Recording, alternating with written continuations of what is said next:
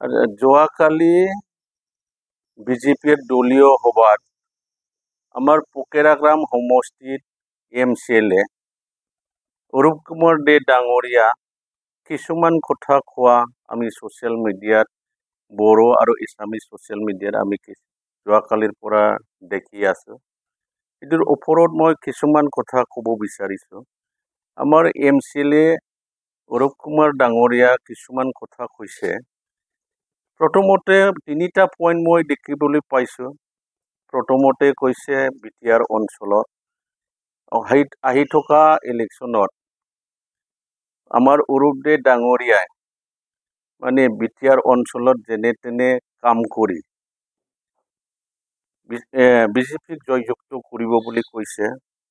হয়, নিজৰ নিজৰ দল হিচাপে কাম কৰিব পাৰে, কিন্তু অৰূপ কুমাৰ দে ডাঙৰীয়াই এটা ডাঙৰ কথা কৈছে, বিটিআৰ ইলেকশ্যনত যেনে তেনে কাম কৰি যাম, মৰি যাম বুলি কথা এটা কৈছে। সেইটোৰ ওপৰত মই ক'ব বিচাৰিছোঁ, এতিয়া বিটিআৰ অঞ্চলত আমাৰ বিটিআৰৰ চিফ প্ৰমোদ বড়ো ডাঙৰীয়াৰ নেতৃত্বত এতিয়া শান্তি পৰিৱেশ চলি আছে। এতিয়া শান্তি পৰিৱেশত এতিয়া দল হিচাপে প্ৰত্যেকটা দলে নিজৰ নিজৰ দলটো শক্তিশালী কৰিবৰ কাৰণে কাম কৰিব পাৰে, কোনো বাধা নাই। এতিয়া আমাৰ বিটিআৰ অঞ্চলত শান্তি পৰিৱেশ অহাৰ লগে লগে এতিয়া কোনো মানুহ জীৱন নিজৰ প্ৰাণ হেৰাব লগা হোৱা নাই। ক'বলৈ গ'লে এটা পক্ষীও মৰা নাই আজিলৈকে।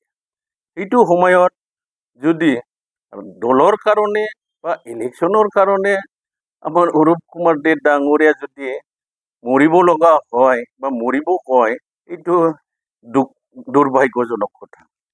তেনেকুৱা ক'ব নালাগে।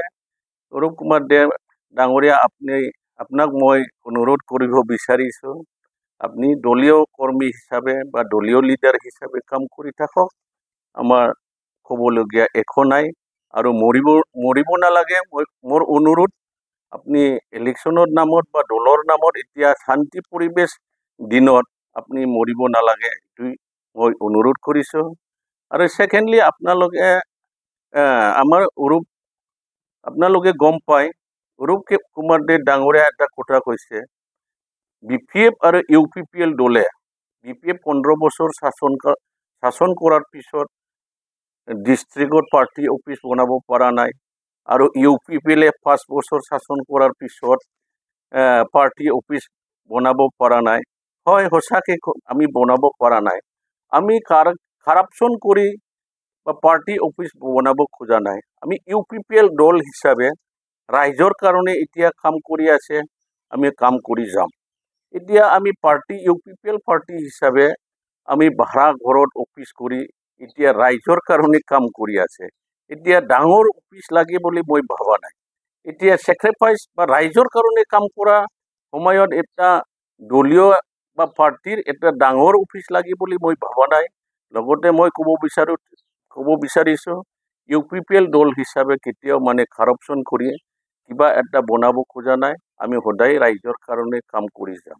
আৰু থাৰ্ডলি, আমি দেখিবলৈ পাইছোঁ, আমাৰ অৰূপ কুমাৰ দে ডাঙৰীয়া এটা ডাঙৰ কথা কৈছে, ইলেকশ্যন জিকাৰ পিছত মানে বডোফা উপেন্দ্ৰনাথ ব্ৰহ্ম সপোনটো একদম পূৰণ কৰিব বুলি কৈছে।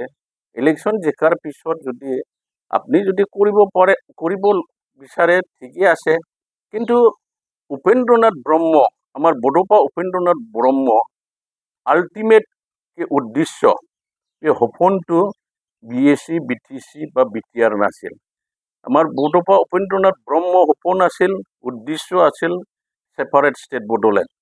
আৰু অৰূপ কুমাৰ দে ডাঙৰীয়া এই সপোনটো যদি পূৰণ কৰিব বিচাৰে, তেতিয়াহ'লে মই BTR বাসী হিচাপে আমাৰ বড়ো জনগোষ্ঠীৰ পৰা আপোনাক চেলুট দিব লাগিব আৰু কোটি কোটি ধন্যবাদ দিব লাগিব। মই অনুৰোধ কৰিব বিচাৰিছোঁ, আহি থকা 2025 ইলেকশ্যনৰ আগত যদি অৰূপ কুমাৰ দে ডাঙৰীয়াৰ নেতৃত্বত যদি আমাৰ বডোফা উপেন্দ্ৰনাথ ব্ৰহ্মৰ যদি সপোনটো যদি পূৰণ কৰিব পাৰে বা ছাকচেছ কৰিব পাৰে, মই BTR বাসী হিচাপে বড়ো জনগোষ্ঠীৰ পৰা মই কোটি কোটি ধন্যবাদ দিব লাগিব আৰু আমাৰ ৰাইজক মই অনুৰোধ কৰিব বিচাৰিছোঁ যদি অৰূপ কুমাৰ দে ডাঙৰীয়া আমাৰ বডোফাৰ যদি সপোনটো যদি ছাকচেছ কৰে তেতিয়া আমি সকলোৱে অৰূপ দে কুমাৰ ডাঙৰীয়াক ধন্যবাদ দিব লাগিব।